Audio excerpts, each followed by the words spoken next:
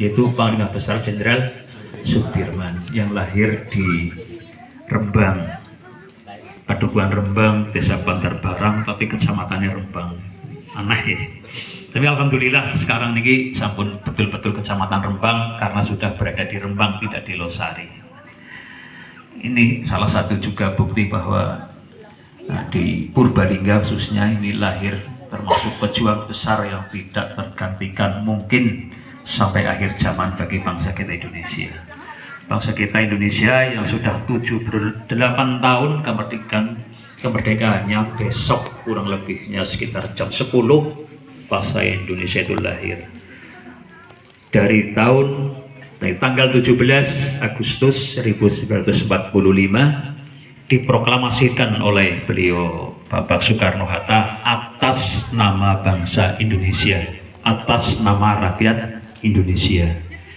Sampai besok hari tanggal 17 Agustus 2023 bangsa kita sudah 78 tahun. Ada sejarah yang sebetulnya ini kemarin saya sampaikan di masjidnya, itu sebagai pengingat saya ulangi lagi bahwa sebenarnya bangsa kita merdekanya itu tanggal 16 Agustus. Wah, baru tahu ini.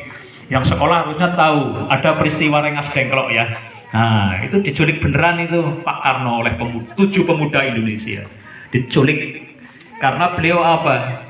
Waktu itu disuruh memerdekakan di Jakarta, tidak mau beliaunya karena Indonesia itu sudah dijanjikan oleh Jepang dikasih kemerdekaan itu tanggal 24 Agustus. Tapi para pemuda karena waktu itu ada semacam perjanjian dunia itu ya, secara sendiri ya piagam PBB itu konsensus Wina. Itu di situ bunyinya bahwa negara yang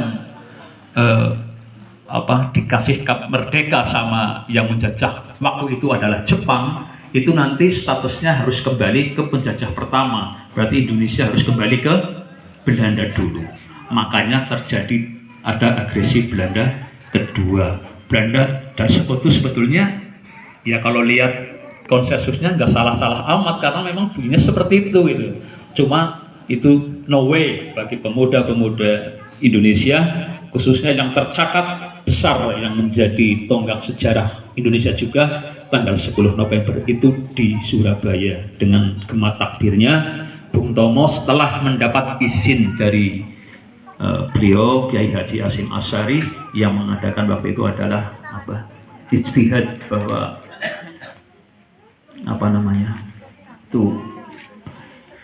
jihad fisabilillah karena berperang itu membela negara. Nah itulah peristiwa terjadinya Hari Pahlawan 10 November. Itu terjadi seperti itu. Karena waktu itu beliau Bung Karno setelah diculik tadi barulah tanggal 17-nya karena cuma disaksikan wong itu ya yang masih proklamasi dibacakan sehingga diulangi tanggal 17 Agustus dan itulah yang disiarkan waktu itu secara langsung ke seluruh Nusantara Indonesia sehingga itulah yang dicatat dalam sejarah sebagai Hari Proklamasi Kemerdekaan kita bangsa Indonesia. Itu pada peristiwa Rengas Dengklok. Dan tentunya di dalam perjalanannya kita sudah 78 tahun ya sebagai masyarakat, sebagai warga bangsa ini termasuk cawe-cawe kita dan rangka seperti ini mengisi kemerdekaan bangsa kita, mestinya kita ini sebagai rakyat bertanyanya itu apa yang sudah kami berikan untuk bangsa ini, bukan apa yang sudah diberikan bangsa untuk kami. Nah ini cukup balik dan ini yang perlu ditanamkan sebenarnya. Sebab itu kalau kita image-nya apa yang sudah diberikan bangsa ini berarti kita mengkhianati para pejuang-pejuang bangsa kita. Pejuang bangsa kita itu mati itu demi kemerdekaan. Ya oleh apa-apa ya, karena beliau sudah memperjuangkan itu dengan harta, dengan nyawa. Kita sekarang yang mengisi kadang-kadang kewalik. Kita belum berbuat apa-apa untuk bangsa ini, hanya profesional.